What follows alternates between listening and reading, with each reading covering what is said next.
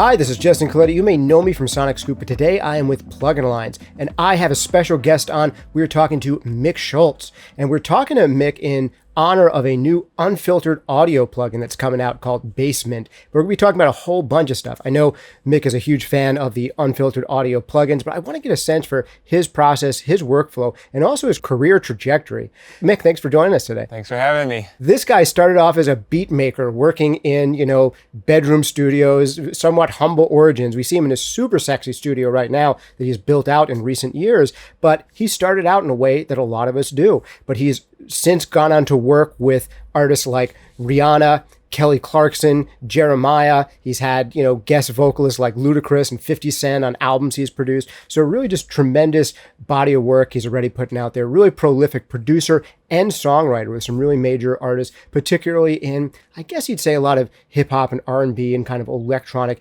tinged stuff, but, just really good contemporary pop music. So really excited to have Mick Schultz on. Let's dive right into some of that career stuff right before we get into some plugins and software tools. I want to hear a lot about that stuff too.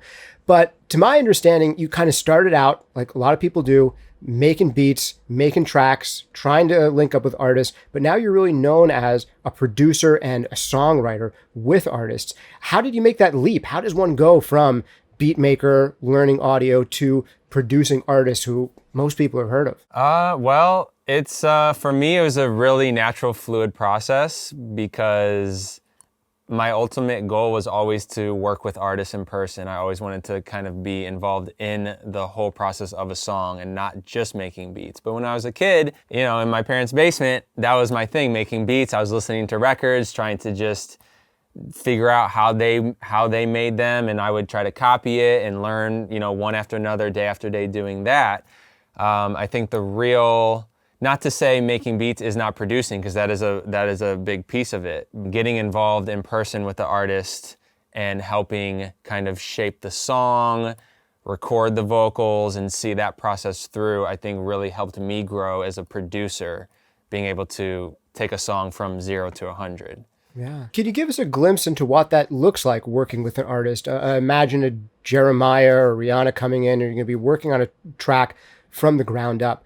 Are they often coming in with sketches that then you're going to build around, or is it more about you generating a sketch that they feed off of? Where do things usually start? It always starts with a conversation first, just because you have to set a tone. I want to know what's going on with them. I want to know, if we've never worked together, like what their vision is, and maybe hear stuff that they have worked on. But typically, the song starts with the music. It starts on my end, bringing something to the table, whether it's chords or a unique sound, or maybe a percussion loop that I put together, something like that could inspire an idea of a song. So I would start the music, and then the artists, if they're writing, they would start to come up with melodies at the same time. So a lot of times the production and the song can happen simultaneously and grow together. Right. So I'm kind of shaping it as the song is being written, and they're writing to kind of what I'm doing. So it's super collaborative, and that's very, very common. Not to say, go ahead. Well, I was going to ask, are there particular elements that you often find yourself starting with, whether that's a rhythm track or with chords or with a sound that's inspiring? Honestly, I like to switch it up, because I just like to stay inspired. So there isn't, one set way.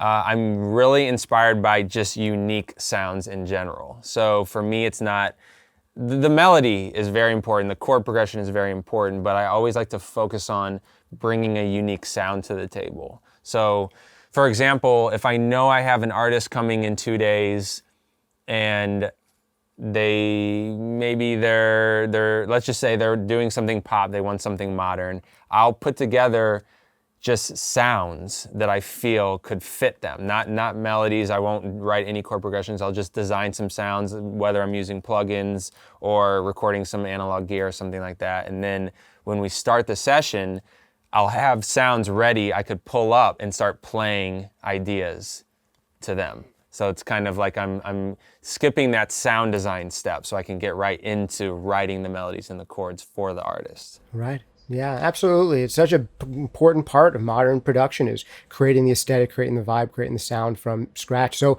let's dive into that. What are some of your favorite tools to start with in, recent years, whether hardware or software? Are there any particular tools that have been really inspiring you lately for sound generation? Well, we're talking about Basement today, and not to bring that up first, but that plugin, as simple as it is, I've been using it the past few weeks, and I like to take a plugin and kind of push it as far as it can be pushed and use it on things that it's not supposed to be used. When I pulled up Basement, I threw it on a synth. I didn't even put it on bass, and I really just tried to see what it could do to the sound. So I like to use a lot of plugins just to completely change whatever's going on. So I have a bunch of keyboards you can't really see to the right of me, but I'll record a Juno into the computer, and then I'll throw on plugins that'll give me, some really random ideas, and then I'll go through that, sample that, print it, resample that. So I do a lot of processing, reprocessing to get something that I've never heard of before. Interesting, wild. So you could be taking an analog sound, doing processing to it digitally, taking that new sound and making that into your bass sample that you're now going to further process.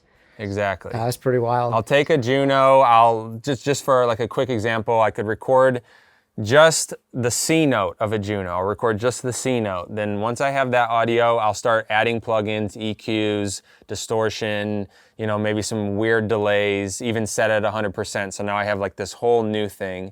I'll print that as another C note, and then what I'll do is I'll add that into a sampler and I'll play it on the keyboard. So now I have a whole new sound that I've made just from the Juno C note, manipulated with plugins, something, new and inspiring. Gotcha, cool stuff. And it's nice to know because I can see in the shot here some of your analog gear there, on your desk. And it's just cool to know that you can have all that hardware in there and there's still a place for plugins and digital tools, even in a room where you have this hardware to work with. Now, just because we mentioned Basement, it's so new and I don't expect everyone to know what it is, can you give us the quick, 90-second pitch on what it is and how you used it in the past few weeks?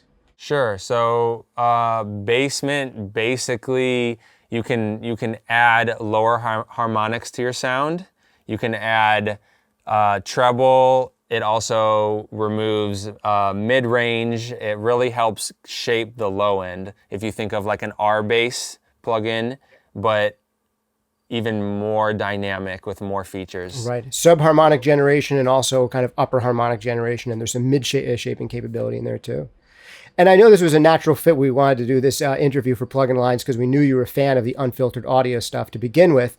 They're a relatively new addition to Plugin Alliance. What are some of the other tools that you've used from those guys that have been fun for you in the studio? I use Biome a lot because that gives me, that plugin really I could use every time I make a sound because you can pretty much make anything out of that thing. So that's been a big go-to for me this year. Can you give me a sense for what it does and what makes Biome unique? Because again, I think these guys are just gaining steam and a lot of people are finding out about unfiltered audio for the first time. So what makes Biome interesting? For me, I love that I can pull up Biome. Well, let me take a step back. When I'm gonna process the sound, I start thinking about, okay, let me put a reverb on it, let me put some type of saturation, some type of modulation, and so I'll start pulling up all these plugins. But in Biome, I can pull up Biome and it has everything in there. So I could put a reverb, then a delay, and then I can, route something to another knob, and and I'm still actually learning the plugin. A lot of it is just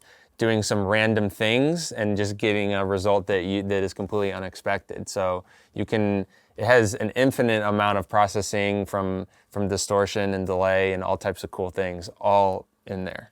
All right. Now we've talked about some of the funky fun stuff like, Biome, like that sub generator, Basement. Can you give us some of the favorite EQs, favorite compressors, that kind of stuff, more conventional processing tools? Any favorites leap out to mind for you? My there's two plugins that I have in my template that I always use, and it's the Shadow Hills compressor. And I use that specifically often on drums because I get the punchiest sound out of that thing. It's just incredible. So I use that constantly. And then on my drum bus, I use the black box for a little saturation. Once I put that on, I can't ever take it off because my drums they sound dead after that. So like those are two big tools that I know what you mean. And some of that, one of the things I love about the plug-in line stuff is those particular tools like that, like the Shadow Hills, you put it on and immediately has a tone like before you've touched anything. And same with the black box. Like it feels like working with analog gear in that way, that they just do something without you doing a lot, you know? Definitely. Character's great. Even the presets on the Shadow Hills, when I first, because I never used a real one and I did not use one growing up, and the Shadow Hills Plugin Alliance was the first time I ever touched it, and using even the presets just to kind of learn it were like amazing. It's like a cheat code almost. Yes, it's true. There's a lot of people who get a little, stuck up about presets. Oh, I don't use presets, but it can be, like you said, a great way to figure out, hey, how are other people using this thing? And just to get ideas for, starting right down the right path. And I always say, if it sounds good, that's all that matters. So if you're using a preset and that happens, if you pull up the kick drum preset on your kick and it doesn't sound good, well, then change it. But if it sounds amazing and you only have to turn the knob, then hey, good, great.